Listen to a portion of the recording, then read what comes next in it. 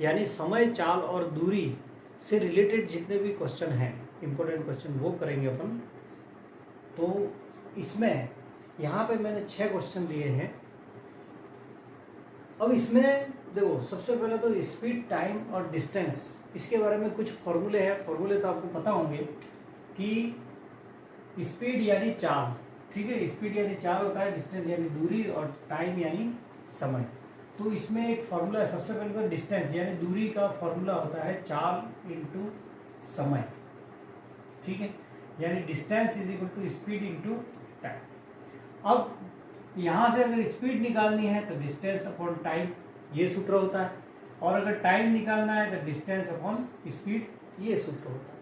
अब यहाँ पे ध्यान करने वाली ये बात है कि अगर डिस्टेंस किलोमीटर में है, ठीक है, डिस्टेंस अगर किलोमीटर में है तो स्पीड किलोमीटर पर आवर में होनी चाहिए, ठीक है, और टाइम भी आवर में होना चाहिए, घंटे में होना चाहिए।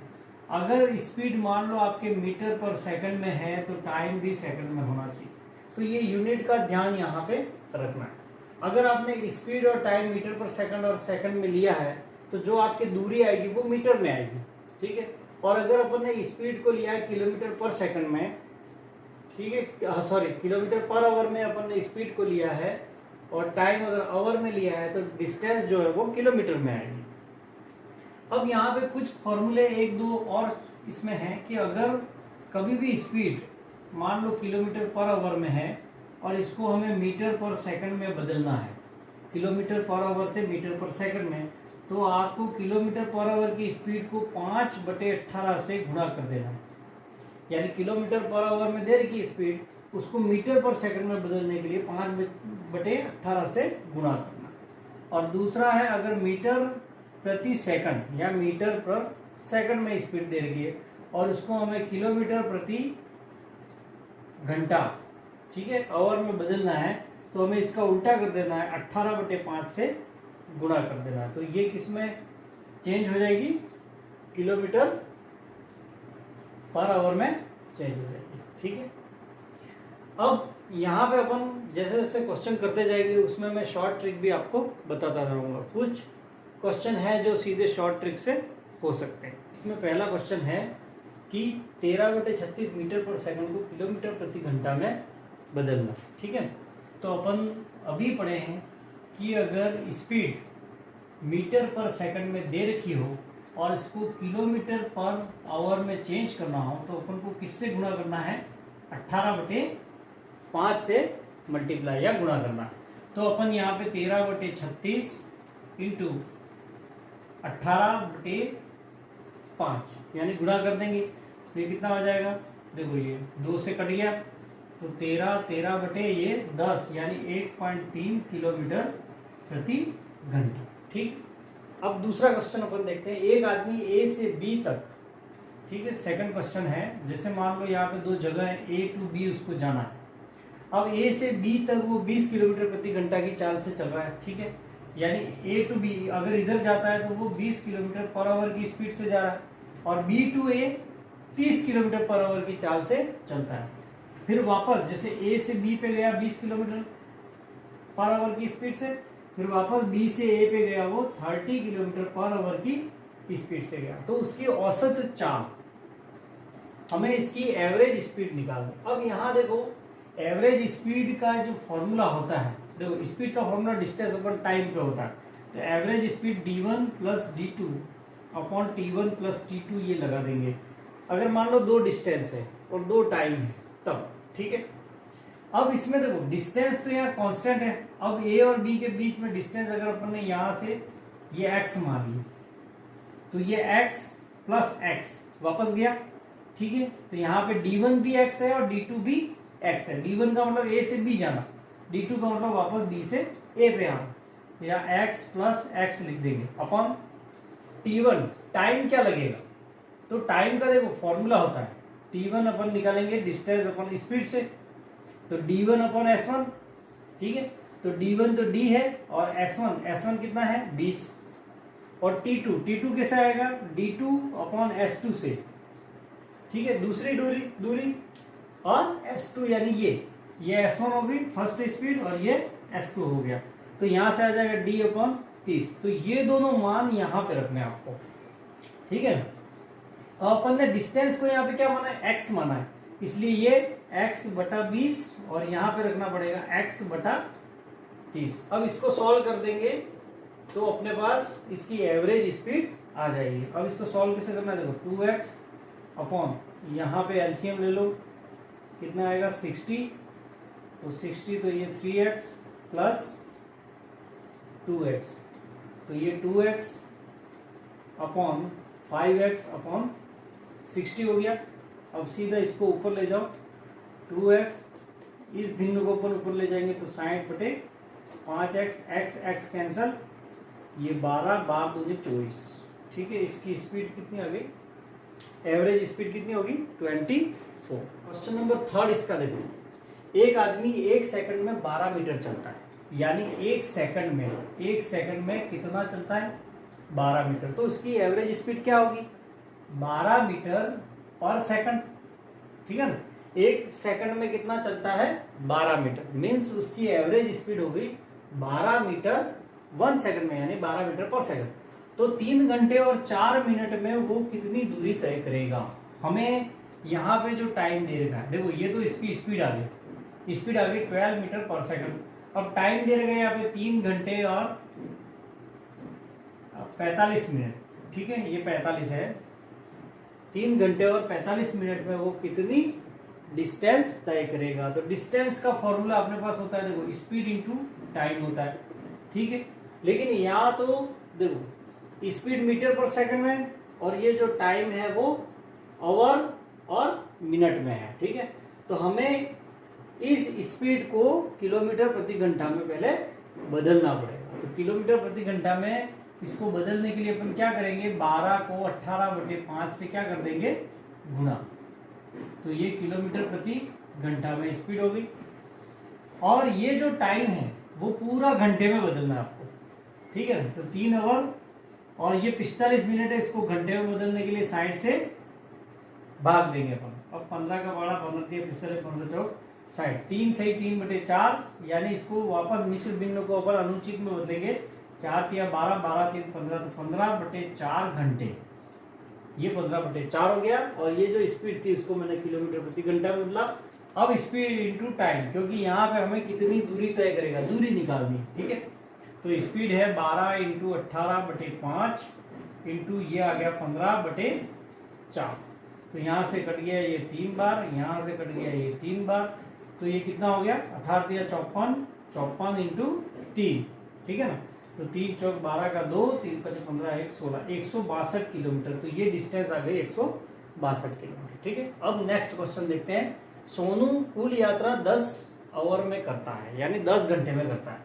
जैसे मान लो सोनू को कहीं जाना, ए से बी तक जाना है, और ये पूरा समय उसके लगता है 10 घंटे, ठीक है। यदि प्रथम आधा भाग 21 किलोमीटर पर आवर में और दूसरा आधा भाग 24 किलोमीटर पर आवर की स्पीड से पूरा करे तो कुल कितनी यात्रा की। हमें डिस्टेंस निकालना कि मान लो वो ए से बी जगह पे जा रहा है और उसको टोटल 10 घंटे लग रहे हैं, लेकिन उसने आधे भाग में स्पीड क्या रखी 21 किलोमीटर पर आवर की रखी, और शेष आधे भाग में उसकी स्पीड थी 24 किलोमीटर पर आवर की, ठीक है।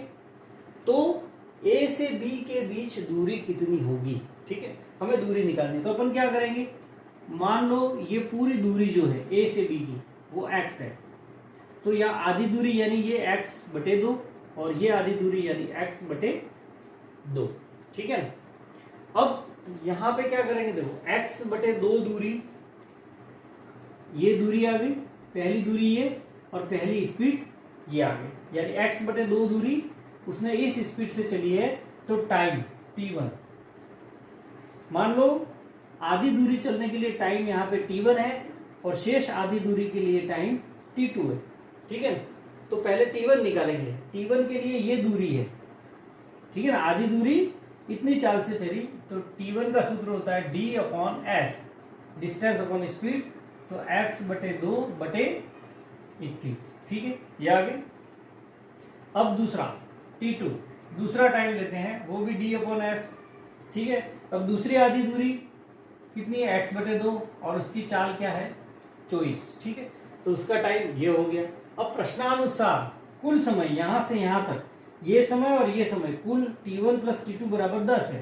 तो यहाँ पे प्रश्नानुसार T1 प्लस T2 बराबर कितना होगा 10। इसमें आपको मान रख देना है। तो यहाँ x बटे 2 बटा 21 और x बटे 2 बटा 24 बराबर 10। इसको अपन हल करेंगे, x का जो मान आएगा वही अपनी दूरी आ जाएगी, क्योंकि x अपन ने क्या माना है, a से b के बीच की दूरी। अब देखो इसको हल कैसे करना है।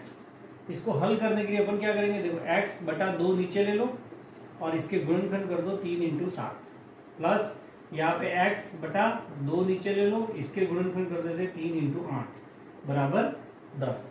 अब देखो ये भाग कॉमन है 6 और 6, तो इसमें से 6 कॉमन लेके उधर क्रॉस मल्टीप्लाई कर देंगे। तो यहाँ x बटे 7, यहाँ x बटे 8 बचेगा और ये जो 1 बटा 6 है, ये 6 और ये 6, इसका सीधा यहाँ वज्र गुणा कर देंगे तो 6 × 10 यानी 60 हो जाएगा ये, ठीक है। अब इसमें लघुत्तम ले लेते हैं अपन, 7 × 56, 56 तो ये हो गया 8x प्लस 7x बराबर 60, ठीक है। तो ये आ गया 15x बटे 56 इज इक्वल टू 60। तो x बराबर 60 × 56, 56 ऊपर गया और 15 नीचे आ गया, ये 4 बार कट गया, 56 दूनी 112, 112 दूनी 224, यानी ए और बी के बीच दूरी कितनी आ गई 224 किलोमीटर, ठीक है। अब यहाँ पे देखते हैं, देखो पांचवा क्वेश्चन में क्या है कि यदि एक आदमी अपनी सामान्य चाल का 4/5 भाग चले, ठीक है, यानी जितनी इसकी स्पीड है, मान लो यहाँ से कहीं जाना है उसको, ठीक है, उसकी स्पीड मान लो, यहाँ पे स्पीड अपन ने मान ली x km/h या x जितनी भी है, यूनिट यहाँ पे नहीं दे रखी है, तो अपन इसकी स्पीड मान लेते हैं x है। तो x उसकी स्पीड है और यहाँ से यहाँ तक जो डिस्टेंस है वो टोटल y मान लिया मैंने, ठीक है, दूरी।